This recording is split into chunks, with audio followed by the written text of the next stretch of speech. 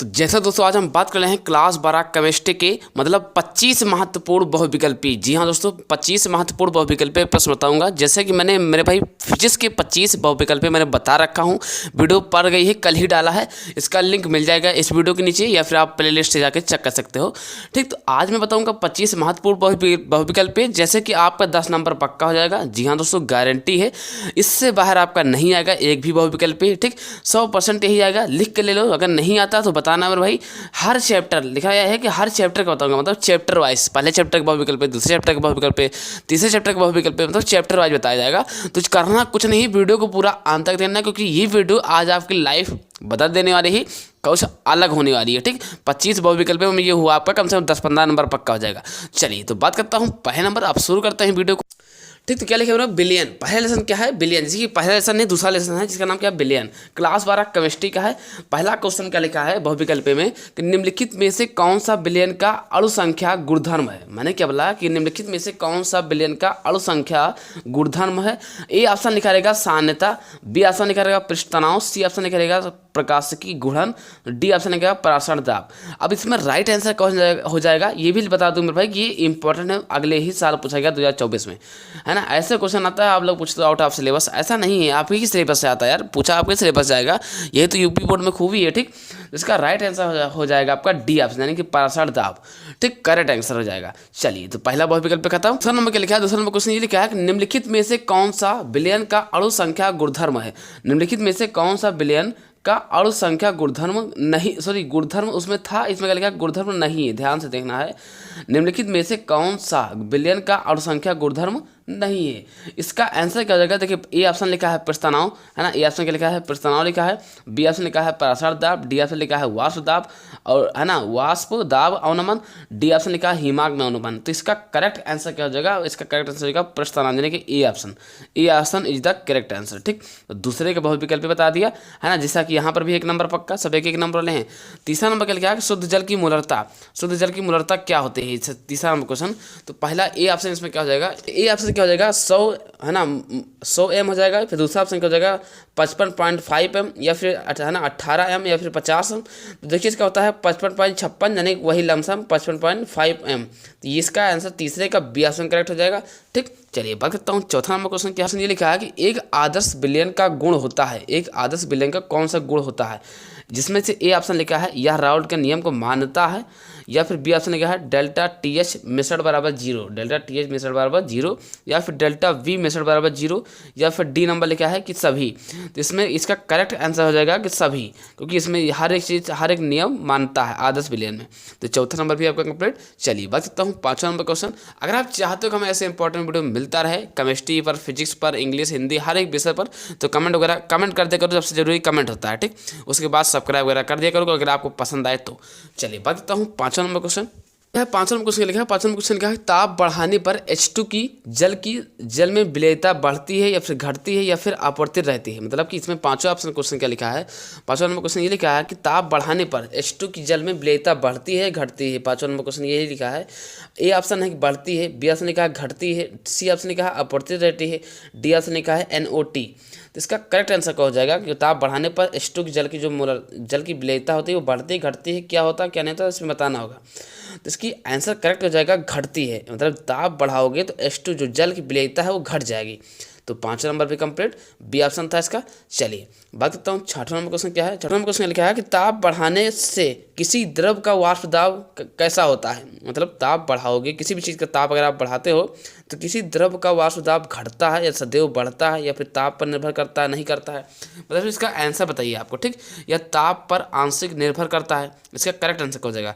इसमें से A option सदैव बढ़ता है, बी ऑप्शन लिखा है घटता है, सी ऑप्शन लिखा है ताप पर निर्भर नहीं करता है, या डी ऑप्शन लिखा है ताप पर आंशिक निर्भर करता है। तो इसका सही आंसर क्या हो जाएगा? मतलब करेक्ट आंसर, इसका आंसर हो जाएगा ए ऑप्शन, यानी कि सदैव बढ़ता है।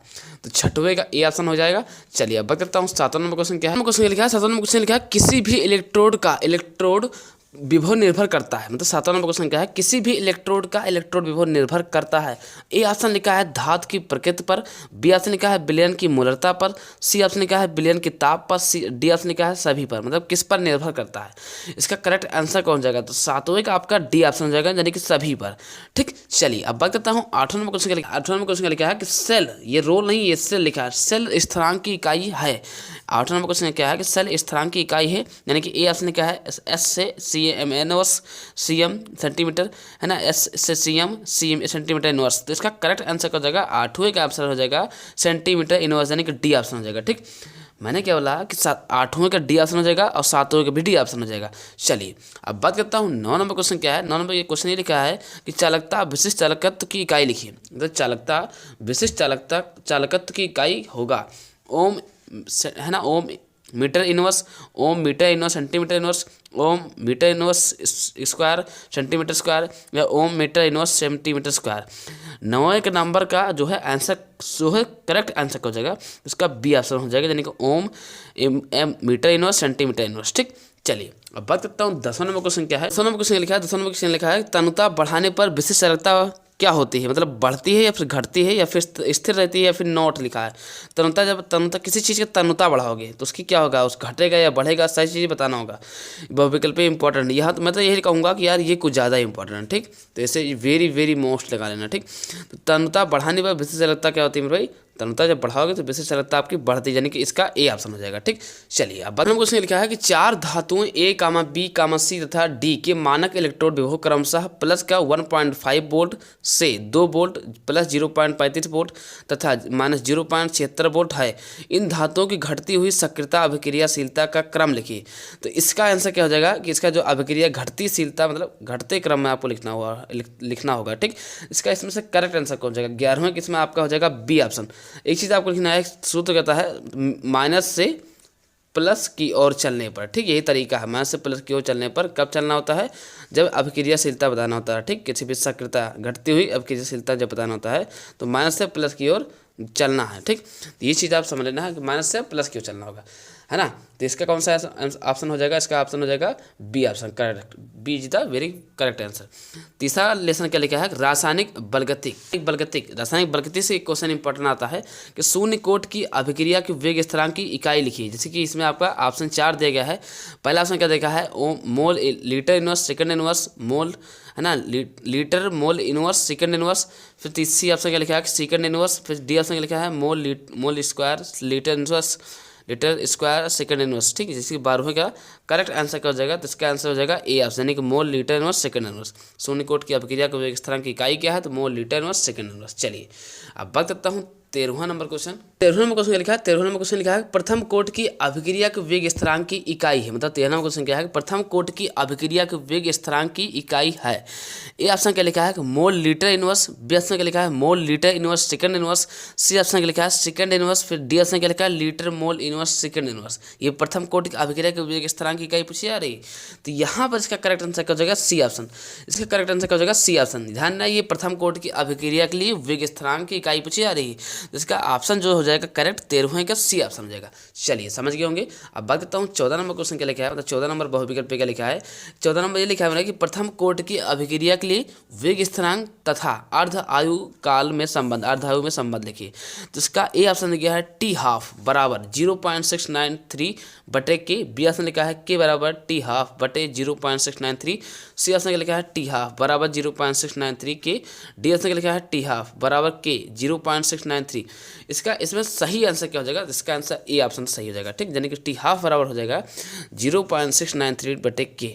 इसका is the very perfect question answer. मैं तो यही कहना चाहूँगा कि इस भाई very very very very very very most important है। मैं लिख नहीं पाऊंगा, इतना इंपॉर्टेंट ये आता है, कई सालों से आता है। ठीक, ये हो गया शुद्ध जल की मोलरता हो गया, ये सब क्वेश्चन इंपॉर्टेंट आते हैं। चलिए 15 नंबर क्वेश्चन लिखा है ताप बढ़ाने पर वेग स्थिरांक घटता है या फिर बढ़ता है या अपरिवर्तित रहता है या NOT होता है, क्या होता है ताप बढ़ाने पर। तो 15 नंबर का जो करेक्ट आंसर है मेरे भाई, 15 नंबर करेक्ट आंसर क्या हो जाएगा, उसका हो जाएगा बढ़ेगा, मतलब ताप बढ़ाने पर वेग स्थिरांक का मान बढ़ता है। ठीक है, 16 नंबर क्वेश्चन लिखा, 16 नंबर क्वेश्चन लिखा कि एक शून्य कोट की अभिक्रिया जो A + B से आपका C की ओर बन रही है, C के लिए वेग की दर ज्ञात कीजिए। ये मैं पहले बता देता हूँ, वेरी इंपॉर्टेंट क्वेश्चन, मतलब बहुत ही इंपॉर्टेंट। ठीक, बहुत हद से ज़्यादा ये ऑप्शन क्या लिखा है दर बराबर क्या लिखा है के ब्रैकेट ए के ऊपर जीरो बी ब्रैकेट बी के ऊपर जीरो दर के बराबर के ब्रैकेट के अंदर एक यूनिवर्स है ना बी जो भी लिखा है ऐसे आपका क्वेश्चन आंसर क्वेश्चन दिया जाएगा। 4 ऑप्शन दिया जाएगा, तो इसमें से आपको सही आंसर जब पता होगा तभी उसका 1 नंबर मिलेगा। ये सब फोकट का नंबर है, ये सब बटोरा करो ठीक, ये सब नंबर आपको आना चाहिए। 16 का ऑप्शन हो जाएगा ए नंबर, यानी कि दर जो है के ब्रैकेट के अंदर ए इनवर्स जीरो घात बी घात जीरो, मतलब ये आपका 16 का ए ऑप्शन सही हो जाएगा। ठीक, ध्यान रहे इसको अच्छे से तैयार करना है, ये इंपॉर्टेंट के अंतर्गत है। अब बात करता हूँ 17 नंबर क्वेश्चन क्या है। 17 नंबर क्वेश्चन लिखा है आर्हीनियस समीकरण क्या है। आर्हीनियस का समीकरण लिखना है, जो कि ऑप्शन हर दिया गया है। देखिए 4 ऑप्शन दिया गया है ए बी सी डी, इसमें आपको सही आंसर बताना होगा कि इसमें सही आंसर ऑप्शन कौन सा है, तभी आपको 1 नंबर यहाँ से भी दिया जाएगा।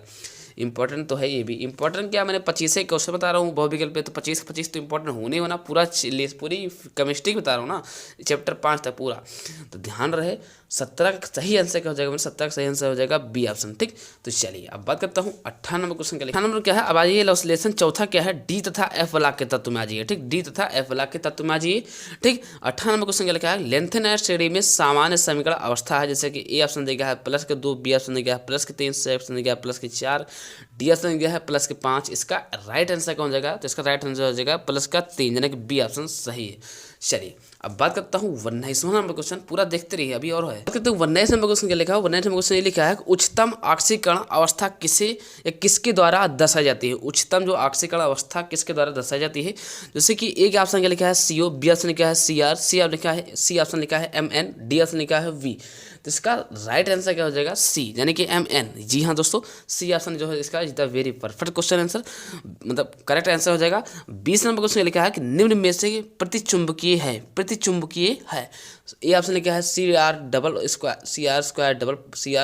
Positive, ZN double positive, TI double negative, है ना। डी ऑप्शन लिखा है FE ट्रिपल पॉजिटिव। तो इसमें करेक्ट आंसर क्या हो जाएगा, इसका हो जाएगा ZN डबल पॉजिटिव, यानी कि B option is the correct answer.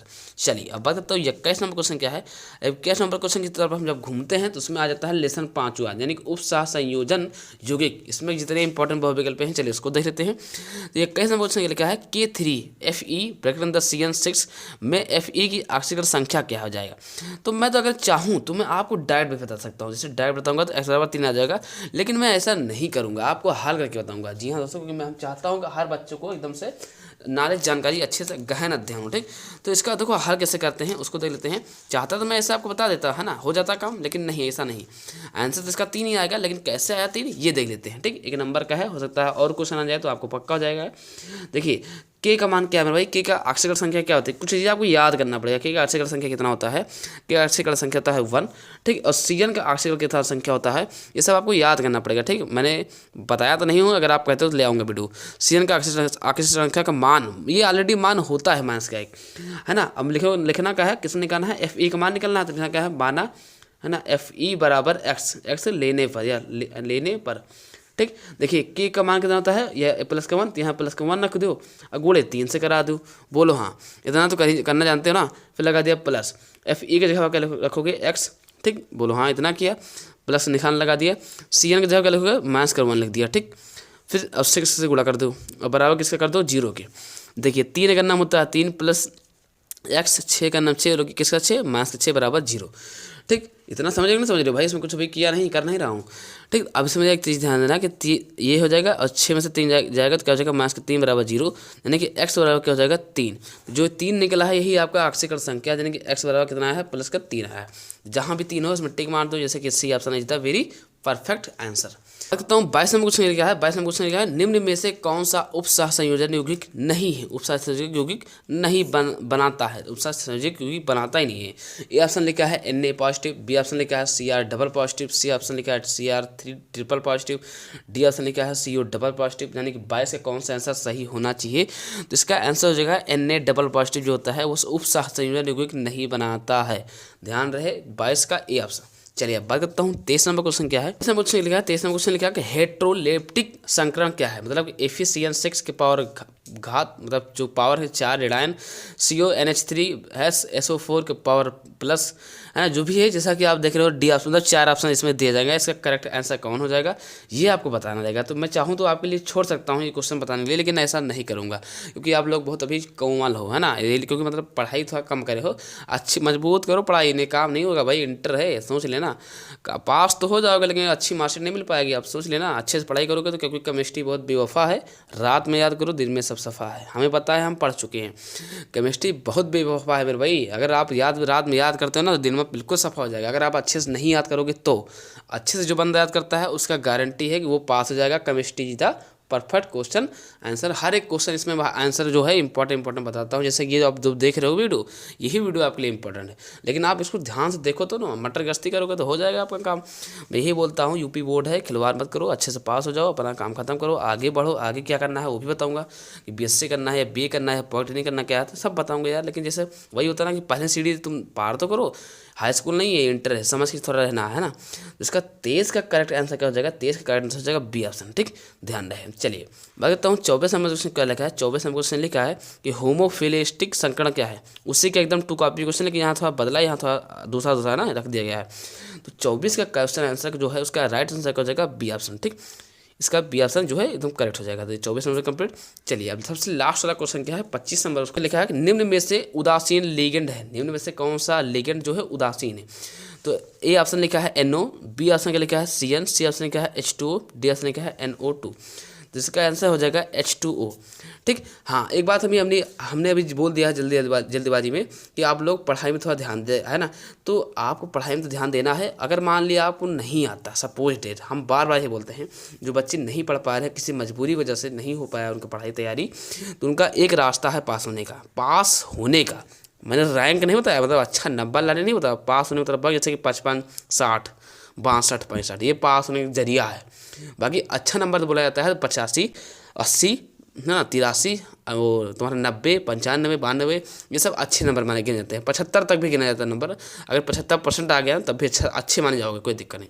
लेकिन पास होने की बात की जाए तो 60, 62, 65 है ना, 70, 72, ये अगर तरह पास करना चाहते हो, उसका एक फंडा है कि काफ़ी, अगर क्वेश्चन देखो जो आ रहा है उसको लिखना, जो नहीं आ रहा है तब भी लिखना, बना के लिखो।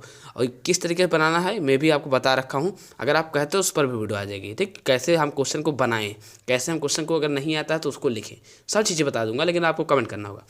बाकी मेहनत करना समझ गए होंगे, और जो समझदार हैं वो समझदार के लिए सारा काफ़ी होता है। तो आशा करता हूँ आप लोग वीडियो देख करके समझ गए हैं तो प्लीज़ एक लाइक कर देना है, लाइक करके चैनल को सब्सक्राइब कर देना है। फिर मिलते हैं किसी नेक्स्ट वीडियो, तब तक के लिए जय हिंद, वंदे मातरम।